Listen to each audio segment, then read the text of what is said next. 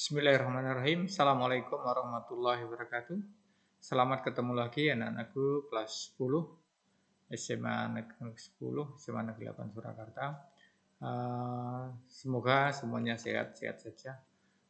Pada kesempatan kali ini kita akan melanjutkan materi pelajaran biologi. Waktu kemarin kita masih mempelajari tentang bakteria ya, bab keempat yaitu bakteria. Ini kita lanjutkan lagi tentang bakteria pada bab ketiga.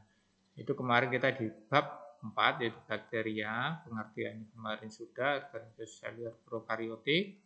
Kemudian materi yang kita pelajari di bab 4 bakteri ini ada 3 subbab yaitu ciri-ciri bakteri sudah kita bahas 2 pekan yang lalu, kemudian pengamatan bakteri sudah dibahas ke pertemuan kemarin. Nah, pada pertemuan kali ini kita akan mempelajari tentang peranan bakteri dalam kehidupan. Oke.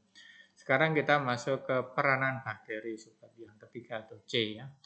Peranan dalam hal ini meski banyak orang atau masyarakat menganggap bakteri itu merugikan, tetapi sebenarnya ada atau banyak juga bakteri yang bermanfaat untuk kehidupan. Oleh karena itu, macam peranan bakteri itu ada 2 yang kita bahas. Yang pertama adalah yang menguntungkan, yang kedua adalah merugikan. Kemudian kita bahas yang pertama ya, 1A atau A, bakteri yang menguntungkan. Berdasarkan bidangnya itu ada 5 bakteri yang menguntungkan. 1, menguntungkan di bidang pangan, kemudian menguntungkan di bidang pertanian, kemudian yang ketiga di bidang kesehatan, yang keempat di bidang energi, dan yang kelima di bidang industri. Oke, kita bahas satu persatu. Yang pertama dulu yaitu A, yang menguntungkan di bidang pangan. Ada banyak sekali ya. Mungkin kalau kamu lihat di buku paket bisa kamu buka peranannya di halaman 99 sampai 101 peranan bakteri. Nah, situ yang pertama yang menguntungkan yaitu ada di bidang pangan itu ada banyak ya. Ini juga saya coba sampaikan di sini misalkan Acetobacter sp dalam produksi asam cuka, Acetobacter silinium berperan dalam pembuatan nata de coco, kemudian Aspergillus oryzae pembuatan tauco, Entomobacoli untuk membusukkan sisa makanan, Enterobakteri ya berfungsi untuk pengurai, bakteri pengurai, Lactobacillus bulgarius untuk memfermentasi susu menjadi lemak. Kemudian Lactobacillus casei berperan dalam produksi yogurt. Kemudian Lactobacillus sp berperan dalam produksi asinan.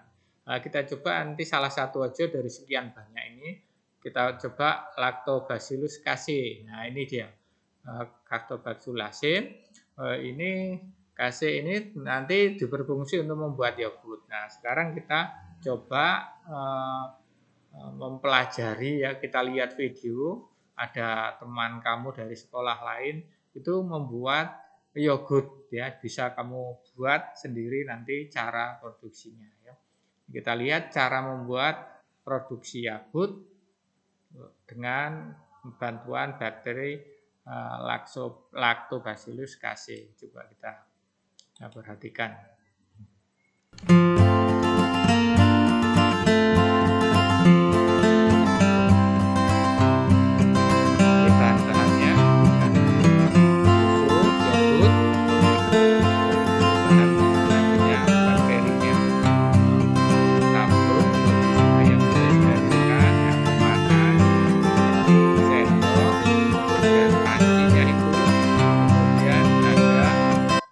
Tadi ada sendok, kemudian ada apa ini? Entong ya, untuk ngaduk ini ya. Kemudian ini panci ya. Nanti panci yang ukurannya lebih besar dari ini sedikit ya. Nanti fungsinya untuk mendinginkan. Kemudian ini toples ya, toples atau botol bisa ya. Fungsinya untuk memfermentasi. Jadi sekali lagi bahannya ini ada susu, kemudian ini tadi yogurtnya, bahannya di sini nanti yang mengandung bakteri Lactobacillusnya ya. Jadi ini ada bakterinya, kemudian susunya, ini tabung yang untuk fermentasi, kemudian ada sendok untuk ngaduk, kemudian ada entong untuk ngaduk, kemudian ini panci ya. Panci rice cooker ukurannya lebih besar dari yang rice cooker ini. Kemudian ada rice cooker sendiri. Kemudian nanti ada air putih. Oke, kita lanjutkan. Cara kerjanya yang pertama.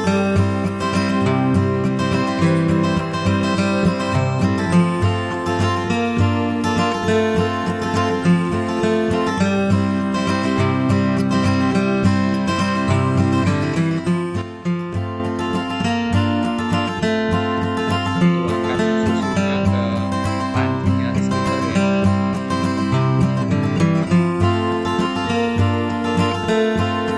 Kemudian masukkan panci ke dalam rice cooker.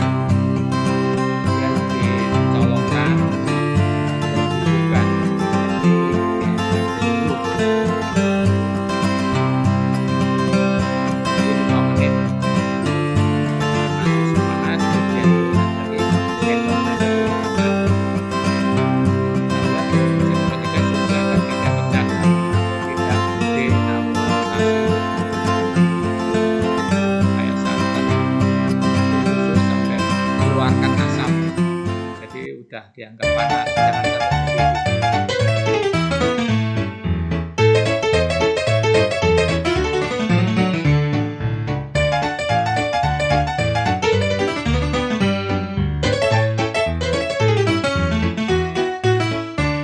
Angkat susu, kemudian mirin di panci, disiapkan. Susu sudah dikeluarkan dari panci rice cookernya tadi, diambil, ditaruh di atas meja. Ini tidak keadaan panas di dalam rice cooker. Ini tadi pancinya ya tadi, panci yang kedua itu sudah dimasak, diisi air. Fungsinya untuk mendinginkan panci yang dari rice cooker tadi yang berisi susu. Nah, dibuka di masih panas ya rice cooker. Ini fungsinya untuk mendinginkan. Nah, sambil dibuka, diambil.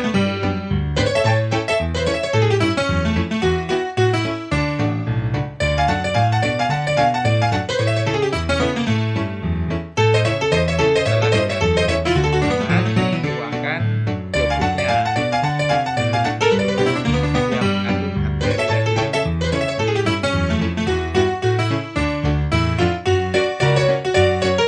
Jangan sampai dingin ya, hangat, tapi tidak boleh panas.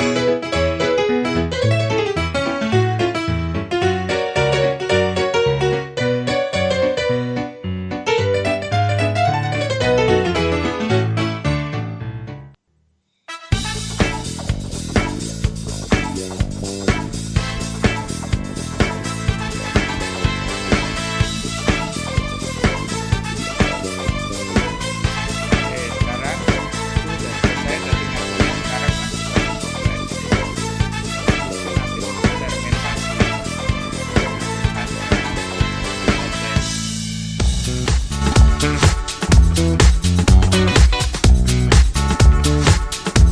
yang ditutup ya, ditutup rapat.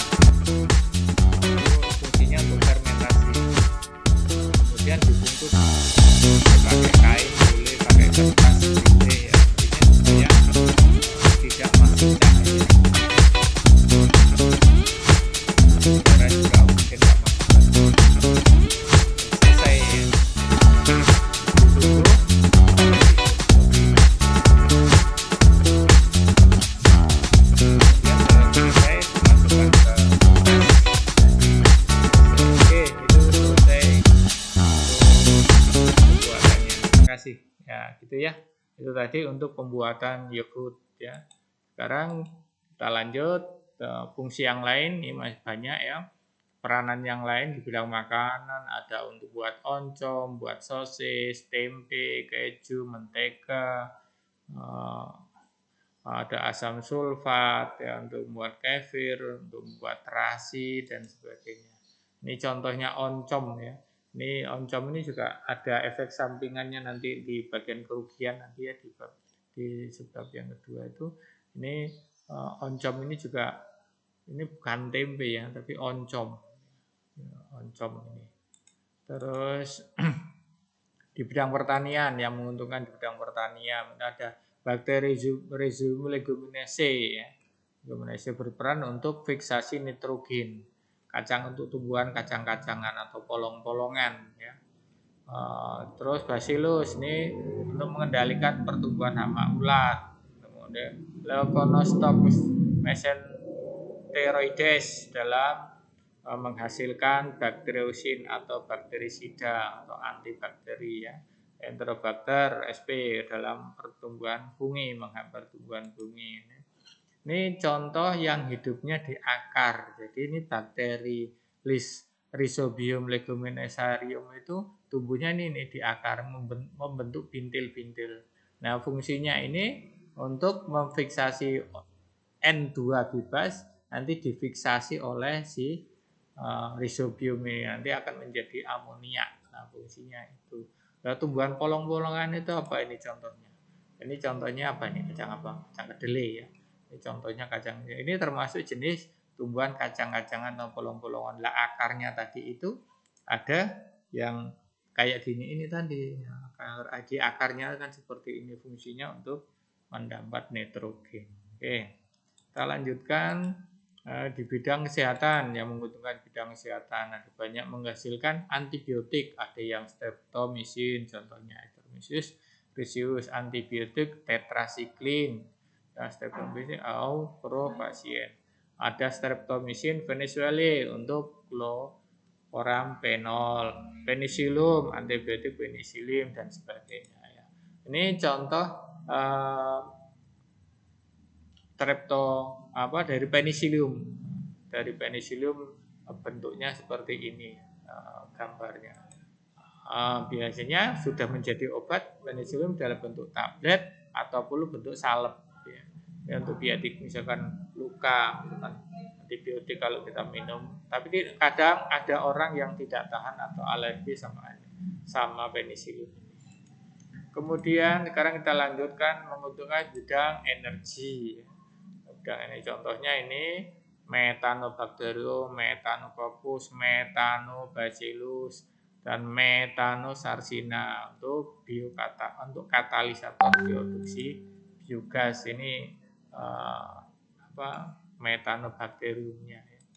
Kemudian di bidang industri ya, ini ada bahan kimia, ada intermediate buat butanol ya, ada yang buat dehidroksianoseton dan sebagainya. Ini contohnya Clostridium au Clostridium acetobutylicum. Oke, sekarang di bidang industri. Ya, di bidang industri banyak juga ya. Contohnya ini yang kita ambil Lactobacillus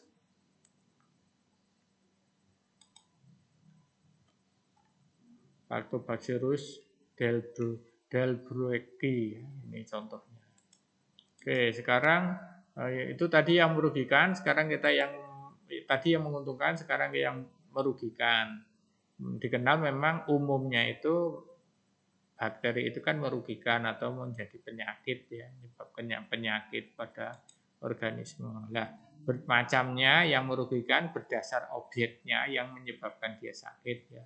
1 manusia, 2 penyakit pada tumbuhan, pada hewan, tetapi ada juga yang membuat kerusakan makanan dan menyebabkan denatrifikasi atau kerusakan lingkungan. Contohnya penyakit pada manusia ini banyak sekali ya, penyakit tipes, disentri, kolera, influenza, pneumonia, TBC, tetanus, meningitis. Ini udah terkenal ya, semua penyakit tipes itu apa udah tahu semua ya. Tetanus tahu juga, meningitis radang paru. Contohnya pada almarhum Olga itu ya, sakit radang meningitis. Kemudian gonoru, kencing manis itu termasuk penyakit kelamin ini ya, termasuk penyakit sifilis ini juga penyakit kelamin, lepra atau kusta, puru atau patek. Patek itu seperti skudis ya. Oke, salah satu saya ambilkan yang kusta ini atau lepra. Saya ambil contoh. Penyakitnya itu Mycobacterium lepra itu bentuknya kayak gini. Jadi bentuknya spirilium ya, kayak cacing gitu. Kemudian ya ini contoh orangnya kalau terkena penyakit lepra atau kusta seperti ini. Bisa protol nih jari-jarinya ya. Oke, sekarang yang penyakit pada tumbuhan. Tumbuhan ini contohnya ini macam ada pada pucuk menyerang pucuk pada tanaman padi, ada tanaman kubis, pada tanaman terong-terongan, ada bonyok pada buah. Nah, ini contohnya yang ini saya ambil salah satu contoh yang menyerang pada kubis, Xanthomonas capestrix. Nah, ini hasil labnya seperti itu. Nah, kerusakan pada tanaman kubis seperti ini, rusak ya. Tanamannya itu busuk seperti ini pada daun-daunnya, batangnya pada kubis. Nah, sekarang penyakit pada hewan.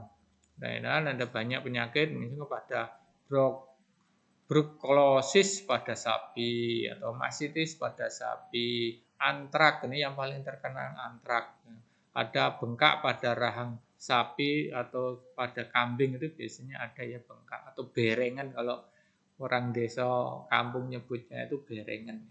Kemudian penyakit pada ikan. Nah ini saya ambilkan contoh yang antrak ya, ini terkenal penyakit antrak ini. Ini digunakan senjata biologi sama negara tertentu ini ya. Bacillus antrak ini bentuknya seperti ini.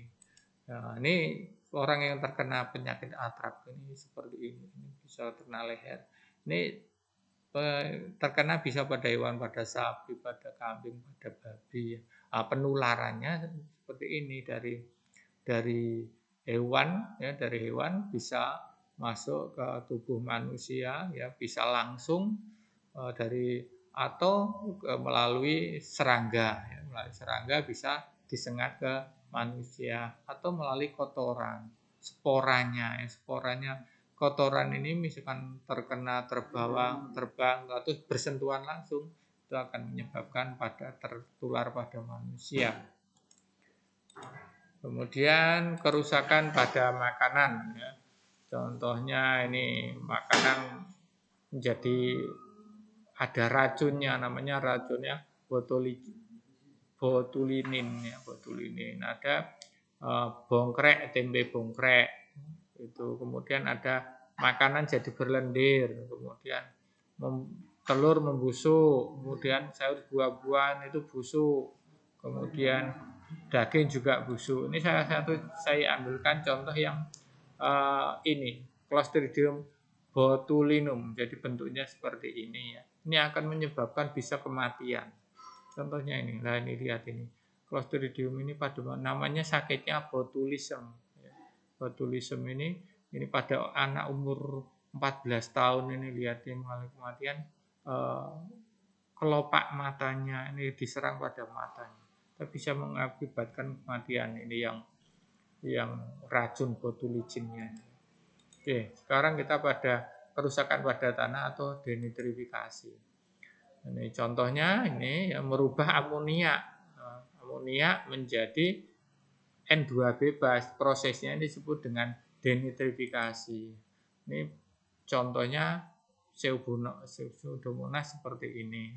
Kemudian prosesnya di dalam siklus nitrogen itu kan N2 bebas itu kan ditangkap oleh bakteri difiksasi tadi oleh Rhizobium leguminosae tadi yang di kacang-kacangan itu diserap di tanah ya, kemudian di tanah menjadi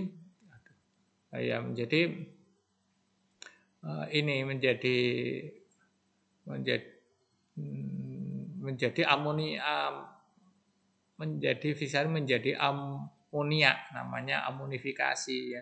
Kemudian dinitrifikasi oleh bakteri-bakteri nitrifikasi ya.